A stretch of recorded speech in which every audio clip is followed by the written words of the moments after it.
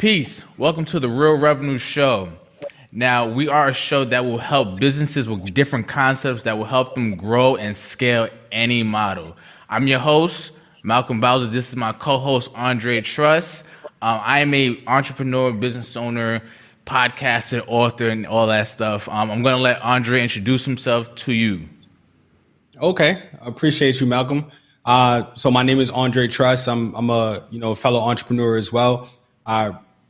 In the past 3 years, really broke into doing a lot of business coaching, starting to realize that people really need these concepts and are not understanding these concepts. So being in the predicament to have not only used these concepts but use them at a high level to be able to execute on my own businesses. I'm also I graduated from the Naval Academy in 2016. Ended up becoming a Marine Corps officer. Was a quantitative economics major in college, which is basically like a math and economics degree kind of combined. Very big on like macro thinking and statistics and data. So was able to use that in the Marine Corps it was a special officership kind of created later, which is called continuous process improvement officer, which is basically an officer in the Marine Corps that is sole purpose is to like fix systems. Got it. So like my goal in the Marine Corps for several years was actually analyzing systems and fixing those systems and making them optimized. So was able to use that and parlay that into running several of my own companies, to include my real estate company, mortgage company.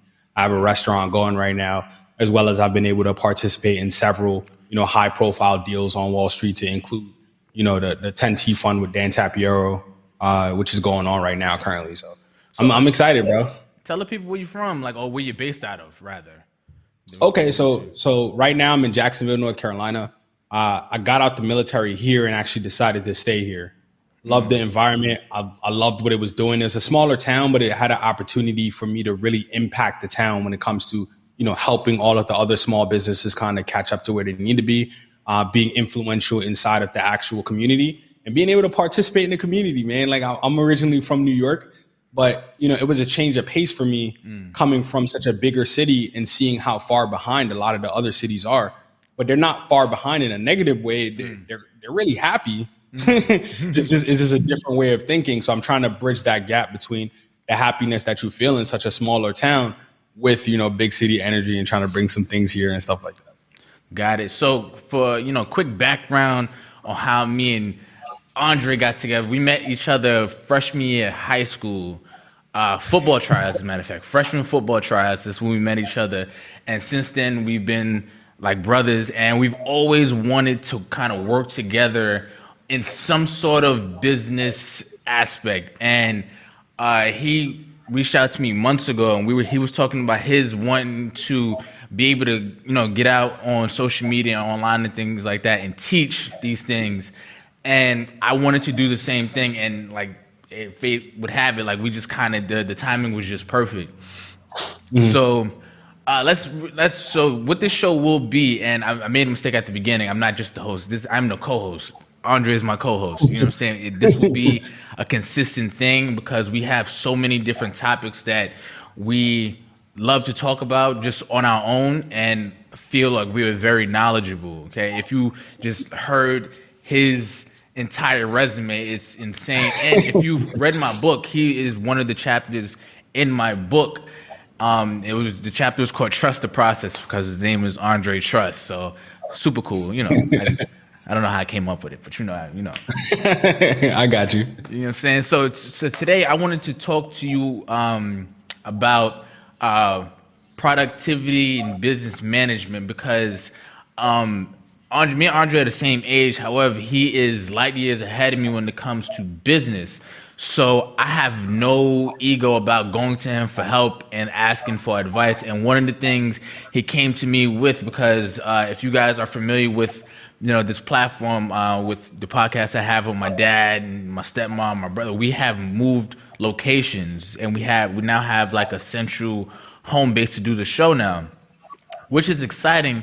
But it can get scary to think about all the work that has to be done. And now the business, it went from just a scrappy home business. Now we're evolving, and that takes a different mindset. And Andre, you have had your home office, you've been, what I like to call like doing big boy business for a while. So I had to come to you with just some strategies on how to make this happen because as the team is now moving, we like to grow and we still want to stay productive and on top of everything. So I want you to introduce, I guess, your concept of productivity management and things like that. I don't even know if I'm getting the term right, but you can correct me. No, I got you. So, and one, I appreciate you making me feel all special and stuff like that. Thank you, thank you. But I do like to. So, one of the things that I kind of notice with a lot of the businesses that I work with is that there's no real framework that goes into how processes are made, or like how a task is like looked at, or like a goal is looked at. Right. So whenever I work with a business, it's normally like, okay, what's your 90-day goal, or what's like your 1 year goal? It's like, well, I want to make six figures. Right. Six figures is a very broad thing that could be low six figures, mid six figures, high six figures. You know, like like what does that look like? It needs to be very detailed and broken down. Yeah. But I started to realize is because when you're starting out a new business, your mind gets very jumbled with everything that's coming in, right? So I was actually talking to my partner the other day, and I didn't realize that, you know, we're bombarded daily with close to 14,000 notifications, ads. Everything that you can imagine is just coming into our mental. And because we're not built and designed to process so many of those things, we're actually overwhelming ourselves because we're thinking about each thing individually. Right. So the first thing that I like to do is I like to introduce the concept of the mind funnel. Right. There needs to be a framework in how you introduce things to your mind and get it out of your mind. The issue is that a lot of people get that information. So example, like an email comes in, then a text message comes in, then an Instagram notification comes in. Then it's like, okay, dang, like, I don't know where I'm at right now in the cycle, but I know I'm forgetting something. What am I forgetting? I'm in a lot of pain now because I know I'm forgetting something, but I can't because this email came in that meant nothing to my life. But because I gave it attention to my life, now it's derailed my thought process. Right. So the way I like to think about it is step one to productivity is understanding that there's only three options and you don't deviate from the three options. So when a task comes in, right? Example, let's say Malcolm, you say, hey, Andre, you know, I'm thinking about doing this show. Well, I funnel it through the three options, which is either I'm going to eliminate it and it's trash. This is not for me. Or I don't know what I'm doing with this topic. So I got to put it into some form of planning tool for later. Or I know exactly what to do. I need to take action on it immediately. Got it. So those are the three categories. Like everything that comes into the funnel gets lumped into one of those three categories immediately. Like, you know, I was talking to my partner earlier before this, and my phone rang like 17 times. And all 17 of those messages went straight to the eliminate trash portion of my mind. It's not me. Because I'm just not going to pay attention to it. It's just not for me. Right. And then when the one thing that does come in, you know, okay, this is something I need to plan for later. And I'll talk about this a little bit as I kind of like dive into more of the concepts is, okay, if I need to plan for it later, then it needs to go to what I like to call basically like my planning or my second mind. Got it. Right. So I keep a cloud-based system that is like my second mind. Like it allows me to operate freely and operate at the max because I'm not harboring all of the thoughts that come with everything, like the tedium all day long. Right. Because imagine having that tedium in your mind all day long with no outlet or no place to put it or no way to organize it or no way to systemize it. So and I'm actually building this out in a course now to be able to help people out in the future, which I'm pretty excited about that. So I know we got a shorter time on the show, but I'll put something out like a wait list or something like that, and we'll figure that out. I'll go more into detail. But I break it down into a couple different categories now. So now that we have the three options, we know exactly where it's like, these are the three filters every time. Whenever something comes in, it's always going to be eliminate trash. I don't know what to do, so I'm going to plan for it later. Or I know exactly what to do. We need to get it in some form of action. Right now, I want to label those things by, mentioning basically there's four tools or four sections of tools that I use. Right. So one section is going to be everything needs to be cloud based. So I have like a file storage online. So I do all of my business through G Suite, right? And the reason that I do it through G Suite is because there's no lag in my team's ability to get something because it's Right. all cloud based. Right. So because I can be omnipresent, I could be anywhere. I can decide to just, if I'm walking one day and something needs to happen, I could just stop at the library Yo, and be plugged into the library just the same.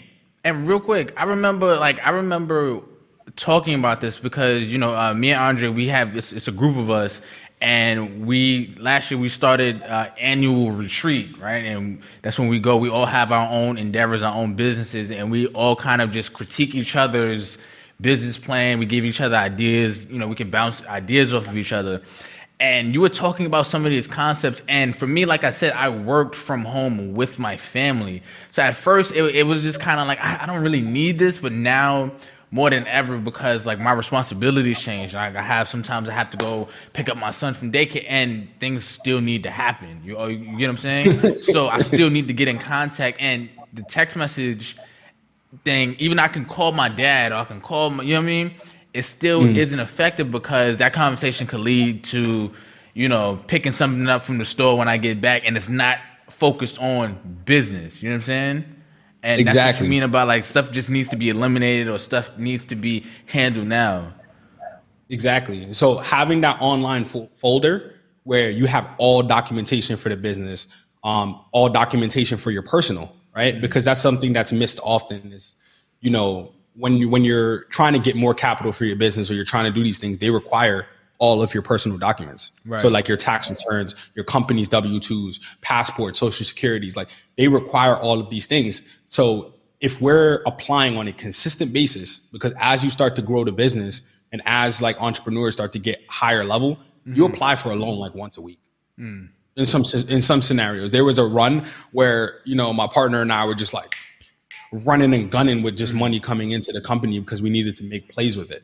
Right. So Gotcha. how annoying would that process be if every single time I need something, I'm like, hey, bro, would you mind resending me your tax return? Right. Vice is just having it in a place where I don't even need to speak to him now Right. Right. because I have all of his documentation and everything that's needed.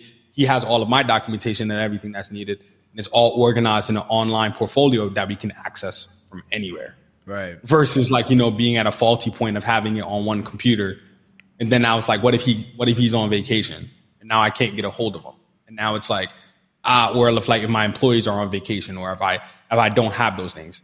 Right. So the number one thing that I like to have is that online storage system. Next is I want to change how people look at email and text. Right. A lot of people live their lives on email and text, not understanding conceptually those are just communication tools. Right. Right. They're just a form of gathering information from one person and giving information back to another.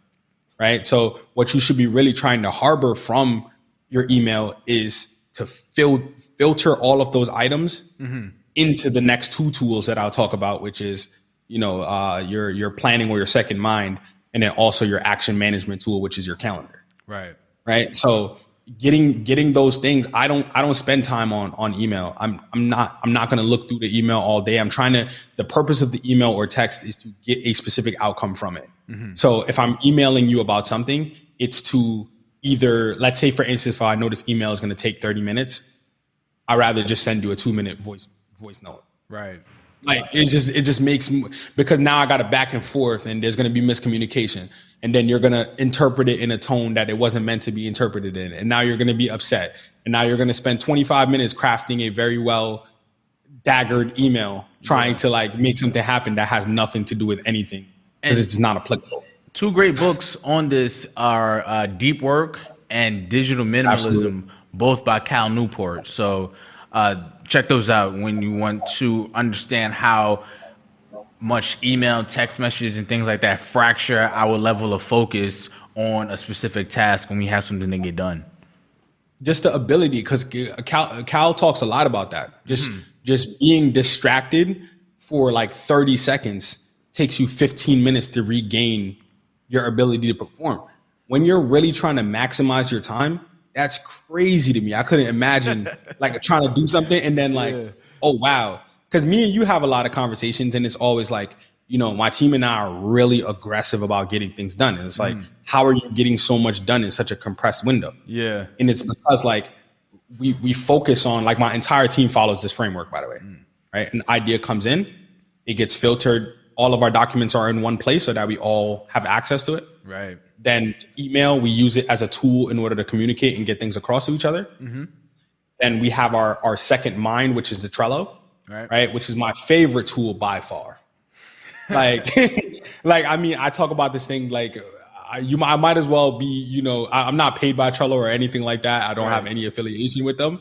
Not yet. Not yet. Right. Let's speak that into existence. But Facts. I just love what they're doing in terms of, I really want to get people to understand that their second mind is a real thing, because our minds are not. So I was actually researching this the other day because it kind of tripped me out a bit. And I was like, okay, why do people get like overwhelmed? Because I don't get overwhelmed like that. So I'm like, okay, like, not understanding everybody's not like me. So I'm like, okay, why do people get overwhelmed? Because a lot of the business owners that I work with and small entrepreneurs get super overwhelmed all the time. But I'm running like 7 businesses. I have over 50 employees. I have X, Y, and Z, and I'm not frazzled at all. So I'm like, okay, how does this work? And I'm starting to realize that it's because I have a framework of how I interpret things that come into my mind. When you don't have a framework, I just recently found out about this, is that your frontal cortex shuts down. Oh, we just went into neuroscience. Okay. Yeah, I was like, what? Like, and that's how deep I had to go. I was like, nah, this doesn't make any sense to me. Right. Like, it really, your frontal cortex actually really shuts down because it helps you make decisions. But like, if so much is coming in, it puts you in an induced or like heightened sense of like fear. So our bodies are still designed as like warriors and like fight or flight, like protect, like there's danger. So our body shuts down to just keep you in the mind of like attack. So it's hard to make decisions. And because it's hard to make decisions, it induces more stress, which induces your frontal cortex to shut down even more, which then puts you in a state of being overwhelmed. I was like, oh, wow. That's a whole different ball game of like stuff that I personally didn't understand. I just happened to have a propensity of being able to like have that framework because of like the background that I had and stuff like that. And I'll say this as well. Like when you look up, because if you watch, YouTube and things like that, you'll probably see ads for some of these things like Trello or Stack or, or Monday.com and things like that. These tools that, help productivity. And in your head sometimes, especially when you're starting out as an entrepreneur, in your head, you think like, I can remember everything I need to do for the week, or I can just write it down on the board. But sometimes like you don't realize when your thoughts are kind of like all over the place, it can, like, that one thing that you were supposed to do, that one email you were supposed to actually get to, can get lost in the sauce somewhere. And that was one thing you showed me, because I remember I had a project I was working on that I'm still working on, but I remember you told me to create a Trello board for it because I needed so much for the actual project. I needed so much to do, but seeing it on a list, my team seeing it on a list, like this is what we all need to do, like step by step, made it way much easier. You know what I mean? Exactly. Because the way that I like to, and I'm going to continue to preach this, is Trello should be your second mind. You should carry nothing on your mind other than the task that needs to be completed at that time. Got it. Because that's what creates that stress. And one of my coaches was saying, you got to increase clarity in order to decrease stress. To me, that was a bar. I was like, that makes a lot of sense. So now understanding that concept, for me, whenever something comes in, it gets filtered through that system. If it needs to go onto my tool, I immediately just put it on. I just grab my phone. I have Trello on my phone. It's a real easy app. I just go to the section that is organized for it. I just put it in there and I get it off my mind. Right. And then when I do my daily review of Trello, I then ask myself the question, is this something that I can do immediately? Or if it can, then it gets put on my calendar, which is the next thing we'll talk about. It gets put on my calendar in an action manner. Like at this time, I'm going to be doing X. And then now my mind is clear. And at that time, all I have to do is just focus on that one task at hand, because you're so much more effective. You kind of mentioned it just now with the Trello, right? And you putting everything on the board and then being able to execute because you could see everything, right? Right. But now imagine this concept, right? It's you and your entire team. Mm-hmm. All of you guys are looking at that board. The average task takes about 15 minutes, bro. That means that on average, you can do 4 tasks per hour. Mm-hmm. So even in a 4-hour window, that's 16 tasks, per day. Let's just say you work 4 hours and the other 4, you got to do other stuff. Right. So 4 hours. So now we're talking about 16 tasks multiplied by however big your team is. Imagine if your team is like now 10 people or 20 people, let's say 10 people, that's 160 tasks that can be operated in, actionable steps can be taken on in a 4-hour window in one day. Right? And the average project is consisting of 700 tasks. So now we're talking about being able to finish full length projects in a week, right? Because you're able to leverage and organize your teams. Like I had this one individual come to us because my partner and I are pretty competitive. So we set a goal, right? The average restaurant time it takes from start to finish is 7 months to 2 years. We were like, yo, can we do this in 90 days? And this is, you said starting a restaurant. Starting a restaurant. Okay. We've never done a restaurant. We've never done anything. And everybody kept on saying, yo, 7 months minimum to, 2 years. Right. And tellers now are like, all right, cool, bet, 90 days. 90 days. We're just like, all right, let's throw an arbitrary number out there and just see if we're as productive as we believe we can. Yeah. And the truth of the matter is we were done in 35 days. And the rest of the time was just waiting because physically there was nothing else that could be done other than playing a waiting game with the city to just approve our notes. Like we couldn't do anything else. I'm not gonna lie. I remember calling you like I think a couple weeks out just to see how you were going with it. Like cause I was seeing like your Instagram, I was seeing pictures and things like that. I just wanted to check up, and you were just like, "Yo, we ready to go?" And I was like, "Wait, what?" I was like, "Huh? Like how?"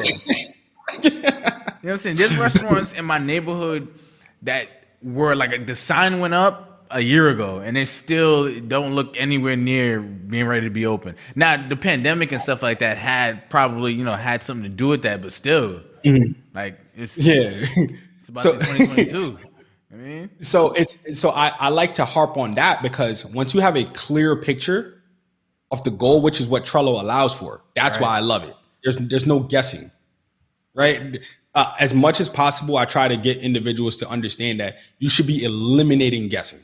There should be no guessing. Mm-hmm. Right? If you spend enough time on planning up front, all there is execution. Right.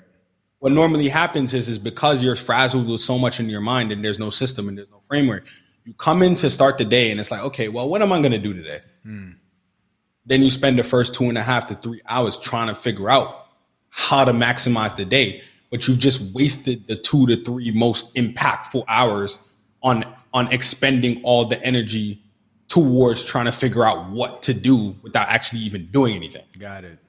That's what leads to the next portion or the final piece, of the entire basically pie is the calendar, the action management tool, right? Yeah. This is my number one thing, and I'll implore you on this, right? Mm-hmm. Next time you meet a new entrepreneur, be like, yo, bro, let me see your calendar. Just see what's on their calendar because I can almost pinpoint to the dollar amount how much your company makes based on how in depth your calendar is. Like I can be like, okay, they're a $300,000 company, or they're under 100,000, or they're X, because it's physically impossible to reach high levels of stuff without being organized and systemized to reach those levels, right? So I always try to, and I've mentioned this to you, I mentioned this to everybody, it's like, your calendar, you should be super proud of your calendar. Like you should be ready to show it off at all times. It's like a badge of honor, like, yo, this is my calendar, right? Because a scripted life is a beautiful life, is an organized life. It leads to so much clarity, bro. I have to stress this. If it's one thing that I stress is just being organized and having such a scripted, straight, direct, there's no guessing. It's just, I know exactly what I need to do. Is imagine how far ahead you are, right? Right. So this is my routine. I'll share my routine now, right? So Every night I shut down at around 9:30. I just shut off all digital. Like you can't reach me. Right. And it's because like if you really need to reach me for an emergency, you'll reach me. Right. Like that's always my logic. It's like, oh, you put your phone on do not disturb, you actually really don't care. But I have tons of friends that live right next door to me or Right. right by me. So if it's really an emergency and you know it's an emergency, and if you know me well enough, then you'll easily be able to contact one of those people that's going to be able to contact me. Right. So for me, anything else can wait. Right? I wake up at about 5:30, 6 a.m., eat breakfast, I mind my business. I do something called a brain dump, which is another thing that I'll kind of talk about a little bit, but I just dump everything that's on my mind into my iPad and I just get it out on the page, right? Because the page starts to reveal the patterns to you, right? So if it's like, hey, this is clearly something that's reoccurring in the stuff that I'm writing down. This is bothering me. I need to address that. I don't know what to do, so I'm gonna put it into my planning tool. Right. and we'll worry about trying to fix that later at a time when I can isolate and really focus on that. Then I get into work at about 7:30. I do a 15-minute warm up essentially, which is like, okay, what does my day consist of? I've already done my calendar from the day before. Right. I've done the planning from the day before. So now it's just me reviewing like, okay, I know at 8 I'm gonna be rocking and rolling on this. I still run a mortgage company, so I have to prove certain things for my LOs to do. I'm like, okay, I got to do. All right, I'm good, and I'm just getting myself hyped up. Dude. Like it's almost like a game, Yeah. right? Obviously, me and you are competitors, athletes. I had to recreate some level of like athleticism in my life, even if it's not physical. Right. Right. I have like a level of mental athleticism now. So like I play music, I get hyped for the day, I get ready for the day. And then I dedicate 15 minutes from 7:45 to 8 a.m. every day to just getting the tools I need to not have to leave my seat for that entire time, Like right? water, Because if my job your consists book. of, right, so I get my water, I get, my pencils. I write a lot of, I use a lot of markers. If you come to my office, bro, it's like a marker graveyard. Like I just all day long. But I get all of those things within arm's reach of me, Right. so that I don't have to disrupt the flow, right? And then I just get into the task. There's no thinking. There's no, oh, what am I going to do for the rest of the day? I'm confused. No, every minute is organized, and I give myself real, tangible. I make the task a real task, and I organize it in a way that it's like no matter how little it is, I give it the respect of the appropriate amount of time. Got you. But I wouldn't. So you're never going to see me take a task that's supposed to be 5 minutes Right. and dedicate an hour to it. That's what a lot of people do, by the way. I look at people's calendars and it's like 1 hour for a follow-up phone call. I mean, it's a way of procrastination, but still feeling like It's it's a way, productive. You know what I mean? exactly. It's definitely a way of procrastination, but it's Yeah. like, bro, you know that phone call takes 5 minutes for follow-up. Yeah. Yeah. So put in on your calendar 5 minutes. Right.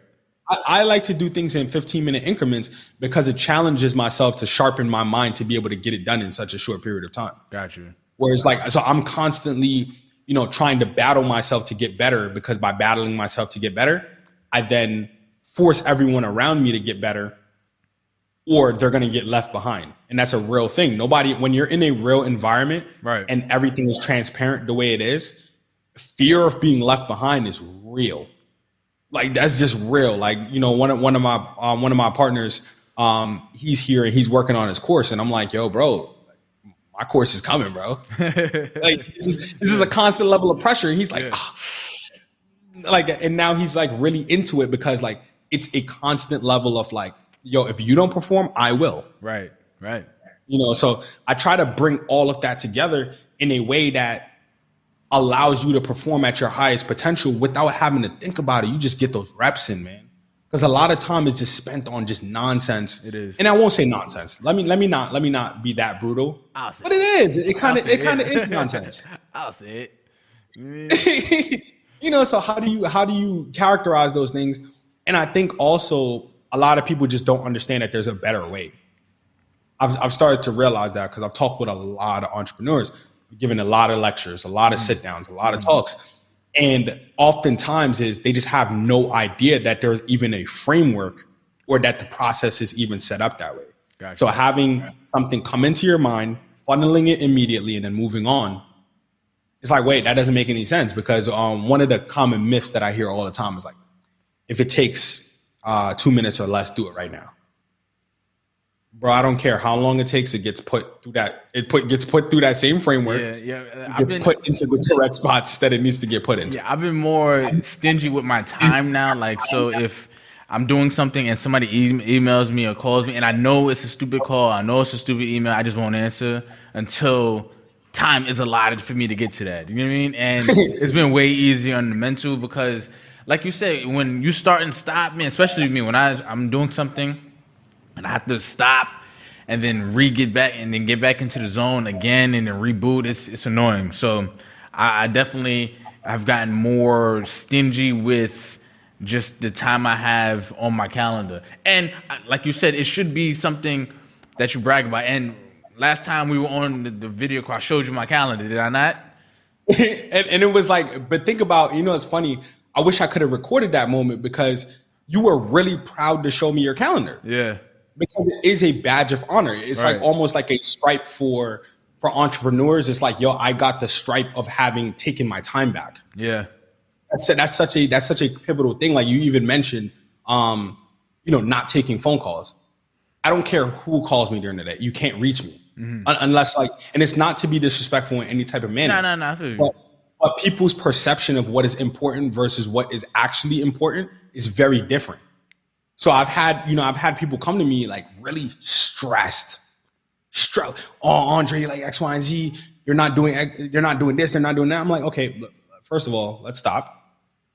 What is the real issue here? Mm-hmm. Oh, well, they didn't send me the email back.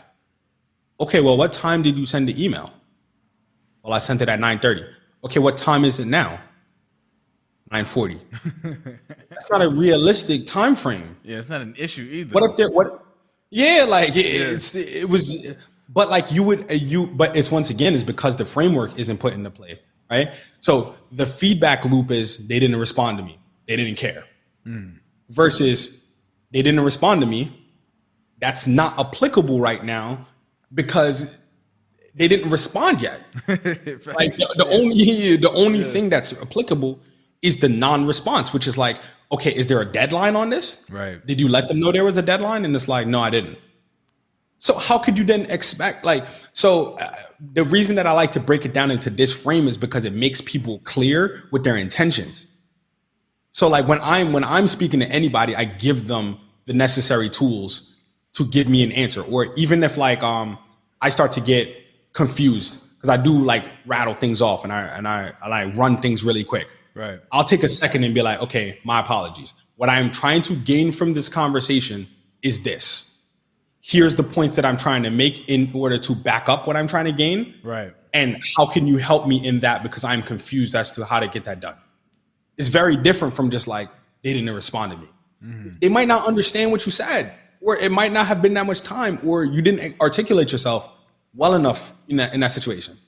So it's really trying to get to the root of why entrepreneurs think the way that they do, small businesses think the way that they do, and understanding that it's actually a framework problem. You just don't know how to handle stuff coming at you. Because I will tell you straight up, I have not been overwhelmed in 7 years. Like I just feel like I'm always at optimal. You can't. I was actually with my accountant. We had like a fashion show here in Jacksonville. I was sitting with my accountant, and she's like, "Yo, Andre, like, I know we're getting ready to go into the next year. So what are you and Tellers planning to do next? You guys always surprise me with something new." And I'm starting to laugh, and I'm like, "What's wrong with something new?" And then I tell her like, I've been doing the private coaching for a while, but I've been very selective with who I coach because I'm trying to make sure that I give them value and that I prove, beyond just a hypothesis standpoint, like what my teachings are doing, and that there is proof in what I'm training people on. So I've just been doing this privately for that past, 2 years. I tell her, I'm like, hey, I'm gonna really start taking, my coaching a lot bigger. I think I'm at that stage now in my life where all of my businesses are on such autopilot. Now I can go train and give back and be of service to other people. And she was like, how are you finding so much time? It just doesn't make sense to me, And she has her practice and she's an absolute monster. I love her to death. She's phenomenal. She's on top of her stuff. But fundamentally, how she interprets things is completely different from how we're interpreting things. Right. And I asked her, I'm like, okay, give me a brief overview of your system, which is this we'll go into on another episode of systems and automizing and doing those things. But I'm like, give me an overarching of just your system. And there was just so much humor, like human capital, inputted into it. I'm like, okay, here's your real problem. The issue is that you're not training anyone correctly, right? She's like, yeah, but I don't have time to. I'm like, well, you have a Zoom, right? She was like, what do you mean? I'm like, you have to do that task anyway, right? Right. So why not just record yourself on Zoom doing the task and then labeling the task that you're doing and then putting it into a folder in the online cloud where everybody has access to. And the next time that you want somebody to do something, be like, hey, go into that online file and I need you to execute said task for me. And she was like, when can you come through and fix my system? Like, I'll pay you whatever. And I'm just like, but that's like a whole nother ball game of level of performance that you can get into when it comes to duplicating yourself. Having the people underneath you rise to the occasion, right? Because often I've noticed a lot, and I would venture that you could probably ask any of my employees, do I treat them with respect? 1000%. I don't treat them as though they're less than. I actually make it a point to explain myself to them. And the reason that I do that is because conceptually, if I can make them better, they'll be able to do more, which they'll be able to produce more. The company will be able to make more, which would then allow me to pay them more, which they would then incentivize them to want to do more. That's where my logic comes from. So I'm not just going to be like, no. I'm going to be like, hey, this is why I want you to do X. Matter of fact, I know deep down you want to start a business. So here's some of the tools that you need to start your own business one day. I don't expect to have you forever. Right. But I do, when you do leave here, I expect for you to go out into the world and be a productive giver to society. And here are the tools that you're going to need to be able to do that. So this framework that, was put together over several years from like different coaches, different concepts that I've studied, different courses that I've personally taken, just understanding that I don't really know much, and always staying in that pattern of like, okay, let me learn and fix this. So this has been like 7 years of me just like, okay, that doesn't really work in this framework. What's next? And I really narrowed it down to those 3 things, which is eliminate trash. I know exactly what to do. Let's get it in the action tool. I don't know what to do. Let's put it into some type of planner. That's fire, man. So, like, if you're watching right now and you're listening, I hope you took notes. I hope you got all of that. But like he said earlier, he is right now crafting and putting together his course so he can go way in depth on these concepts. So, Andre, tell them your socials and where they can reach you. And that stuff will be in the description below as well. Okay, awesome. Yeah, so you guys can find me on Instagram, Andre M Truss. I know it's really boring and straightforward. It's just my name, my middle initial, and then my last name. Just wanted to keep it very simple and straightforward. This is something I will say is I'm very approachable, right? Now I will say I'm a busy guy. I won't act like I'm not busy, but the one thing I will always try to do is make time for those trying to make time for themselves. Right. I had a mentor, and I'll leave you guys with this. I had a mentor say to me, he got upset at me. He was like, hey, Andre, like, why don't you ever ask me for help? And I was just like, I don't want to bother you. I don't want to be an issue. I don't want to be a nuisance. And you've been such a inspiration to my life and such a really positive figure. The last thing I want to do is push you away by asking for too much. Right. And he goes, Andre, the measure of a performer is by their ability to help those around them. So if you're not able to help those around you, then you're actually not a performer and not worthy of that title. That's tough. And I was like, yeah. That was such a, he said that to me when I was 17. That stuck with me since I was 17. I never let that escape my mind. So now that I'm in that role and deemed as a performer, all I want to do is help those who want to help themselves. I'm not going to help somebody. I'm not just going to give away the answer to somebody who doesn't want to put the work in. I'm not here for any of that. Facts. But for those who want to dedicate themselves to putting in the hours, putting in the work, logging those hours and understanding the pain that's involved, but also understanding the beauty at the end of the tunnel, bro, I'm here to help, man. like, sis, I'm here to help. Like, whatever you need, like, reach out to me. Just let me know. That's tough. That's tough. So, my Instagram, if you want to reach out, my Instagram and Twitter is top_XTH. My name is Malcolm Bowser, for those who don't know, and for those who are unfamiliar with this channel.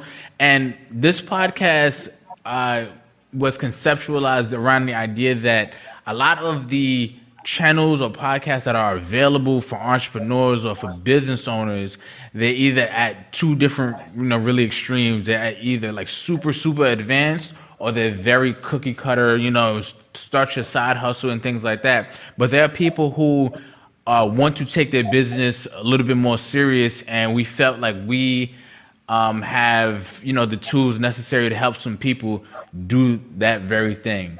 So with that being said, my name is Malcolm. This is Andre Truss.